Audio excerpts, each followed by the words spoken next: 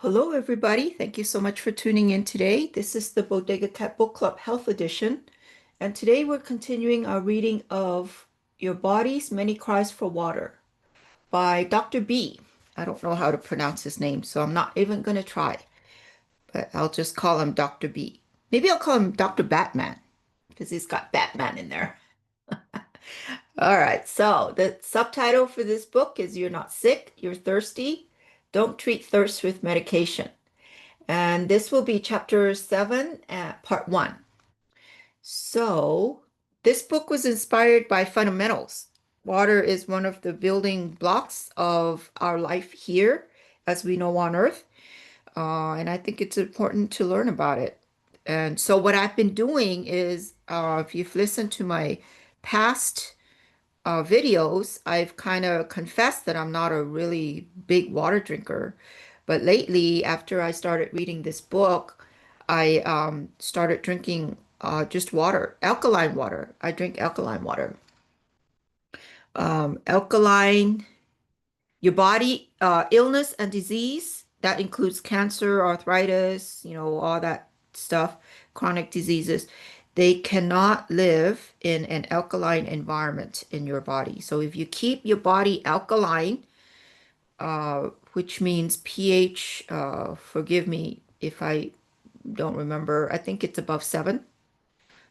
Usually I'll try to get like pH 9 or above, or 9, at least 8 or 9. Anyways, they cannot live, cancer cannot live in an alkaline environment, for example. So, what I've been doing lately is one of the many little increments that you do to change your behavior, change your habit. I have a 16-ounce mug coffee cup, and so that's about 2 cups of water. And I'll just sip on it all day. And well, I'll drink my goal is to drink 3 of the 16 cups. So that's about, oh, what is that? 8 cups, 6 cups. Yeah, that's short, huh? I should do 4. But anyways, I don't think the number matters. It's just the habit of starting to do it. So if there's any changes that you're making to what you're doing in terms of health, share it with us in the description box below. Not the description box, but the comment box. Kind of share with us what you're doing, what helps, what doesn't, what succeeds or not. And you want to take it one at a little increments at a time, little successes. So even with the water, I'm gonna have my good days and my bad days, right? I'm not gonna be able to reach my goal some days. Some days I'm gonna exceed my goal, and it's just the way life is. But you do it consistently. You do it every day, and that's how you change your life. So that's my little 2 cents. Um, anyways, just a little uh quick plug here. We have our monthly newsletter that we put out for free. So sign up for that. We have other book clubs that you can join. Mondays, we have our spiritual book clubs. Thursdays, we have our financial book clubs. We also have podcasts that we put out. I try to do it regularly. It doesn't always happen that way, but I try to do it once a month. Kind of depends on what guests the universe sends me. But we have a lot of podcasts on there that I interview interesting people, so you could check that out.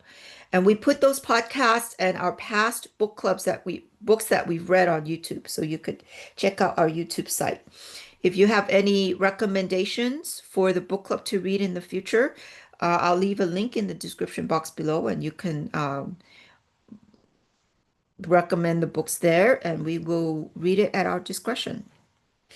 Um, if you find our if you find this video helpful or this format, um, support us by looking at our merch, buying our merch, or buy me a coffee. I would appreciate that very much. Or if you're local in the LA area, Los Angeles area, or if you're visiting, come visit us in person. We have a healing center. We use technologies based on Nikola Tesla's scalar research studies for holistic healing for both animals and humans. So check that out, and we have all the information on our website on that as well.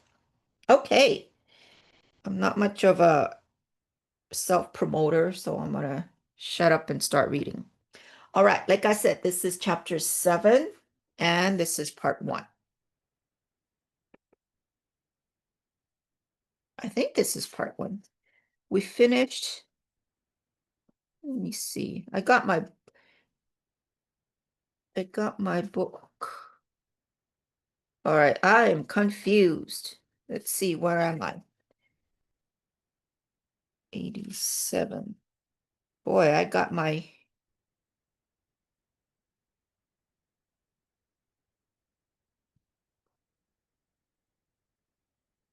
I am thoroughly confused here.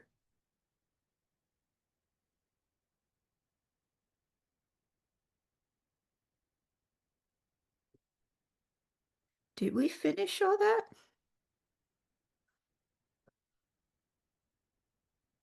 Wow. Okay, let's see here. I don't know. Let's see. Give me 1 minute here. I just want to check my notes. Make sure I'm in the right. Oh, sorry. This is chapter 5. Hmm. Where is my head? Okay, this is chapter 5, part 2. That sounds more like it. Okay. Chapter 5, part 2. Sorry about that, people. I am a little off my game here. Ah, okay. So if you have, yeah, I think I got it. Thank you for being patient. A little senior moment. Okay, so if you have a book, you could follow with us there. If not, you could follow with us here on the camera. And I'm gonna uh move the camera in a little bit. That way we can see better, or you can see better. Okay, here we go. This is chapter 5, part 2. Okay.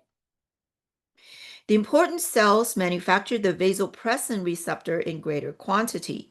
Vasopressin is one of the hormones involved in the rationing and distribution of water according to a priority plan when there is dehydration. The nerve cells seem to exercise their priority by manufacturing more vasopressin receptors than other tissue cells. They need to keep the waterways in their nerves fully functional. To make sure water can pass through these tiny holes, which only allow the passage of one water molecule at a time, vasopressin also has the property of causing vasoconstriction and putting a squeeze on the fluid volume in the region. Thus, the hypertensive property of the neurotransmitter vasopressin is needed to bring about a steady filtration of water into the cells only when the free flow and direct diffusion of water through the cell membrane is insufficient. Figure 10 is designed to explain this mechanism. For more information on the cell membrane, read the section on cholesterol. Alcohol. Alcohol suppresses the secretion of vasopressin from the pituitary gland. Lack of vasopressin in circulation will translate to pan dehydration, even in the brain cells. Now, a previously slight and easier to adjust to dehydration will translate to a very severe drought in the sensitive cells of the brain. To cope with this stress, more of the various hormones are secreted, including the body's own addictive endorphins. Thus, prolonged use of alcohol may be instrumental in promoting addictive tendencies to endorphin secretion in the body, triggering the secretion of excess endorphins. Women, because of their natural tendency to increase endorphins production to cope with childbirth and monthly menstruation, seem to become addicted. Oops, okay. To alcohol more readily than men. It seems that women become addicted to alcohol in about 3 years. Men, by comparison, may become compulsive drinkers in about 7 years. Figures 10 and 11 explain some of the factors that may contribute to the development of chronic fatigue syndrome during an expanding chronic dehydration. It can occur from the regular intake of caffeine-containing and alcoholic beverages in place of water. The vasopressin receptor is naturally designed to keep the waterways in the nerve systems fully topped up. Naturally, in dehydration of the nerve system, the energy and volition to do new work are drastically reduced. In severe dehydration produced by the habitual intake of alcohol and caffeine, when water has to be urgently pumped into the waterways, into the nerves, more blood circulation has to be brought alongside the nerves. The process involves the release of histamine from the cells in the lining that covers the nerves. This will at some point cause the inflammatory situation that will eventually damage the lining of the cells in the vicinity at a pace faster than they can be repaired. The outward manifestations of such a regional process have been labeled as different nerve disorders, including multiple sclerosis, MS. Now the treatment and control become clear. I have seen it work in MS. See John Kuna's letter at the end of this chapter. So there is a picture here. And let's take a look here. So this is a transport system in the nerves. Okay, I'm no doctor, so I'm just going to read the picture, what's on the picture here.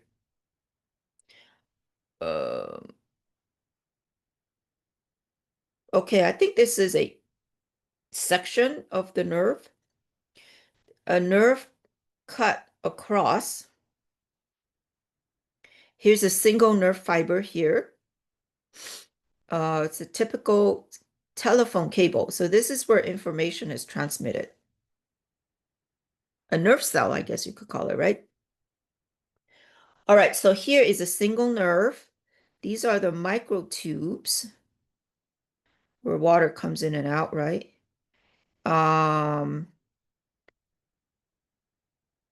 Here's the areas of lower viscosity around microtubes, area of water drainage, which is in between, I think. And then neurotransmitter, which is the vesicles. This is the transporter protein. I think the little circle here. And then the monorail microtube that drains the water in its vicinity.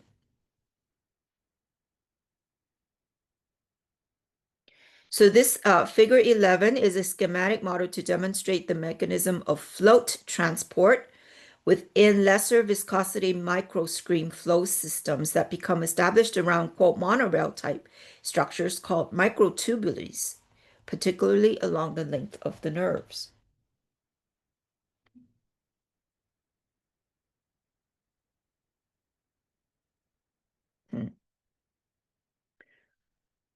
Let's see. I'm going to move the camera back so you guys can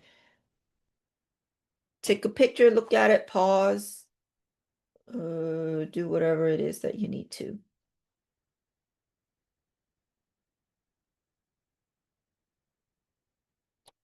Okay. All right. We'll move the camera back. Oops, not that back. Forward. Let's see here. Okay. Renin-angiotensin system. Boy, we're kind of getting into the medical nitty-gritty, isn't it? Sometimes I tell people, explain this to me as if I'm a 5-year-old. You know, I like that. Maybe that's why I like cartoons so much.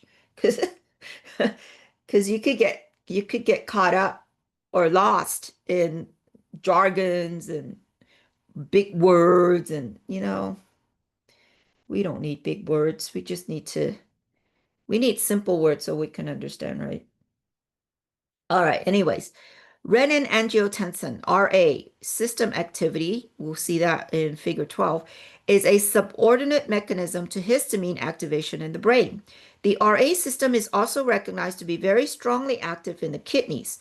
This system is activated when the fluid volume of the body is diminished. It is activated to retain water, and to do so, it also promotes the absorption of more salt, which is sodium.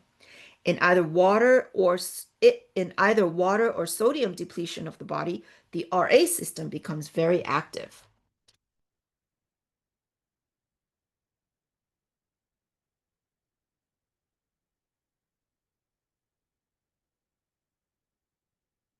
Okay. Until the water and sodium content of the body reaches a preset level, the RA system also brings about the tightening of the capillary bed and the vascular system. It is designed to do this so that there is no slack or empty space in the circulation system. This tightening can reach such a level that it becomes measurable, and we call it hypertension. You think a reading of 200 points is high? I have seen the blood pressure of a man without a prior history of hypertension reach a level of 300 points when he was arrested and taken to one of the Iranian political prisons to be shot. The reason for this tightening of the blood vessels during stress is simple to understand.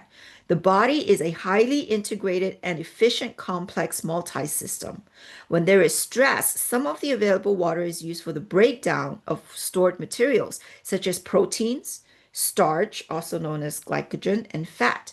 To compensate for the lost water and to put the system into a squeeze, the RA system will also coordinate work with vasopressin and other hormones. The kidneys are the main site of RA system activity.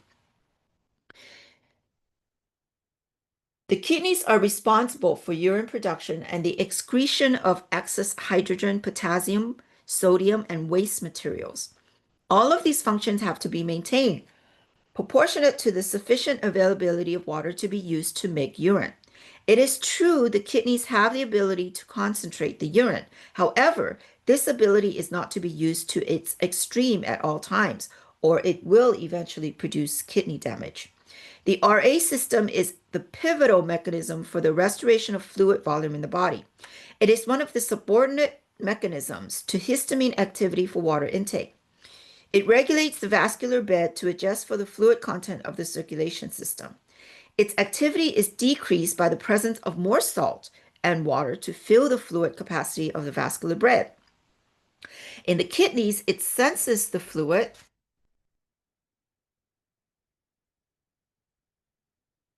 It senses the fluid flow and the filtration pressure for the urine making system. If the filtration pressure is not adequate for urine filtration and secretion, the RA system will tighten the blood vessels in the kidneys. All right, let's look at the figure here. Oops, sorry. Our angiotensin activity. So you got blood pressure falls, blood volume falls, and sodium is depleted, sodium salt depletion, and that activates the renin activation promotes angiotensin production. So it's proportional to the water intake, right? He says if there's not enough water, there's vasoconstriction, which means the vasoconstriction, the arteries, I think, the arteries constrict, they clamp down, and you have sodium retention, and this inhibits the renin angiotensin activity after normal levels are reached. Figure 12, a model of physiological events that will either stimulate or inhibit renin angiotensin production.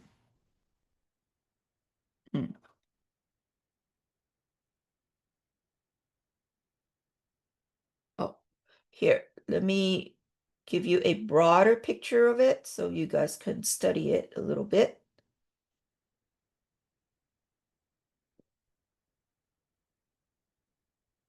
A more macro view of it, huh? Okay, let's continue. Oops. Okay.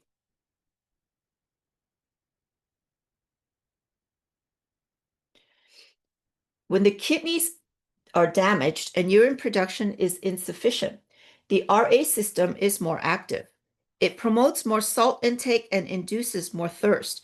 Kidney damage may be the consequence of long-term dehydration and salt depletion that triggered RA system activity in the first place, but we have not in the past recognized the significance of the vascular tightening, essential hypertension, as an indicator of the body's fluid loss.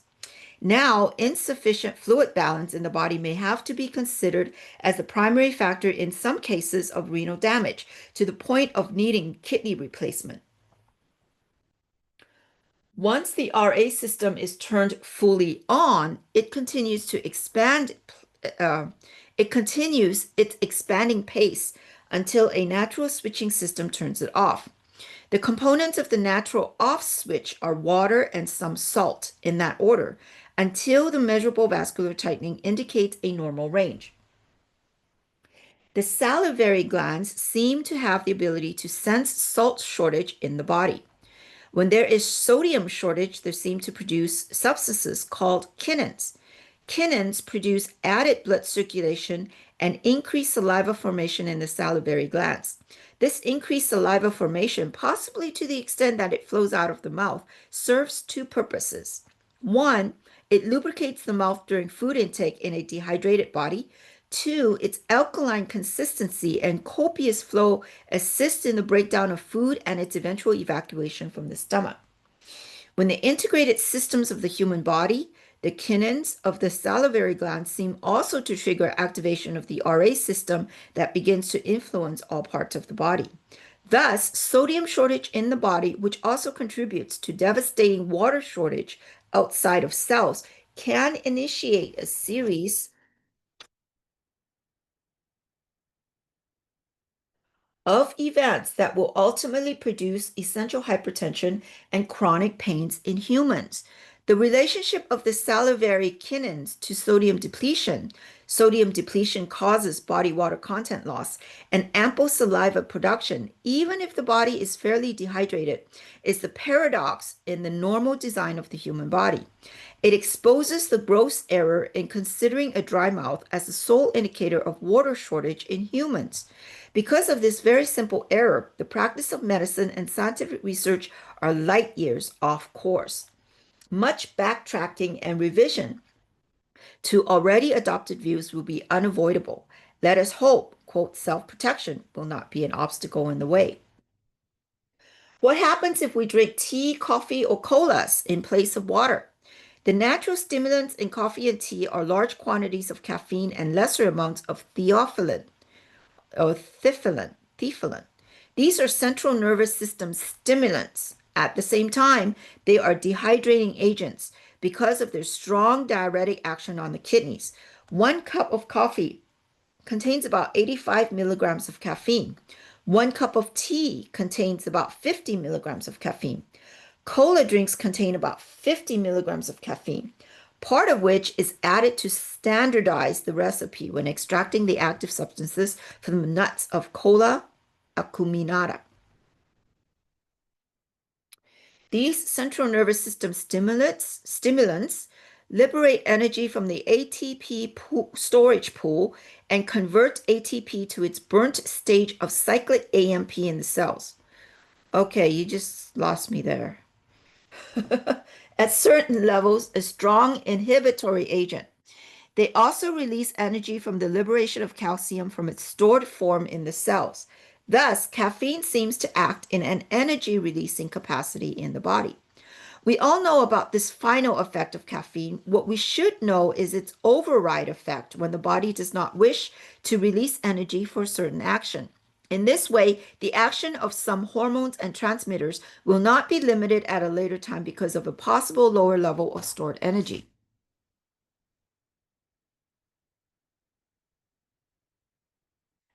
Caffeine will cause an override effect until a lower level of energy storage is reached. Cola drinks have exactly the same effect.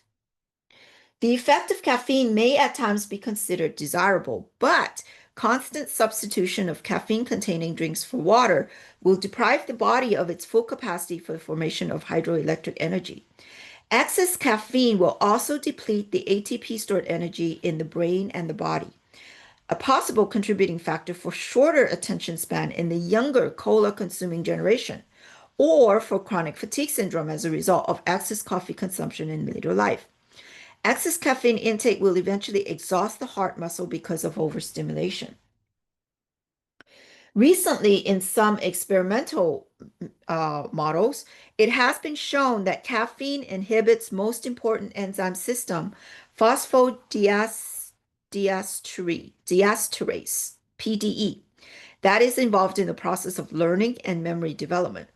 In reported experiments, caffeine impaired vision and memory in the species involved in the experiment. You must now realize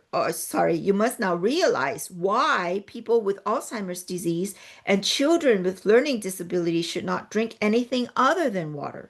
Definitely no caffeine containing beverages should be consumed. Let us now connect all the information in this chapter with two different but related problems, hypertension and cholesterol formation, which both lead to heart problems which both lead to heart problems. The operating mechanism for adapting to dehydration, which climaxes into vasoconstriction, is the same as mentioned for stress. Namely, the continued actions of vasopressin and the RA system are responsible for establishing the necessary adaptation to drought. They close a number of open capillaries in the vascular bed and increase pressure in the rest to squeeze water through the membranes into the cells of priority organs. Do not forget, dehydration is the number one stressor of the human body or any living matter. I wonder if that's why God created Earth to have, what is it, 75, 80% water, as well as our own body, right, inside. Interesting, eh? Uh, People don't emphasize how important water is. They don't emphasize enough. Okay, this is a letter, so I'm just going to move the camera in a little bit so you could see better. And we'll just break it down a little bit at a time. Okay, so this letter was written in October 20th, 1995, addressed to Dr. B or Dr. Batman. All right, Global Health Solutions, Inc., P.O. Box 3189, Fairfax in Virginia. Okay, so this guy says, Dear Dr. B, I am a person with MS, multiple sclerosis. I have been using the greatest health discovery in history program. Drink 2 quarts water daily, no caffeine, and adding some salt as seasoning for 4 weeks. 2 quarts. That's a lot. Um, you guys will have to do the conversion.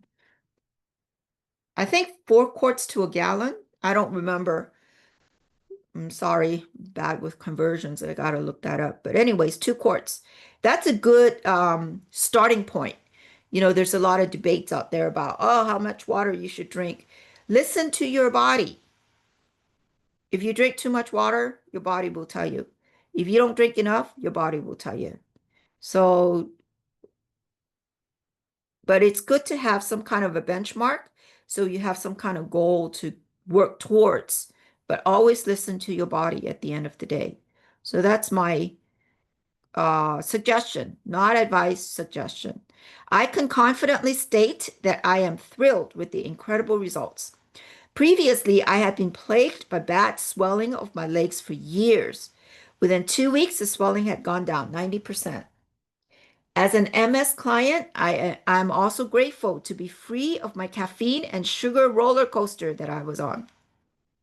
I'm excited about my increased and consistent energy, which lasts all day and into the evening.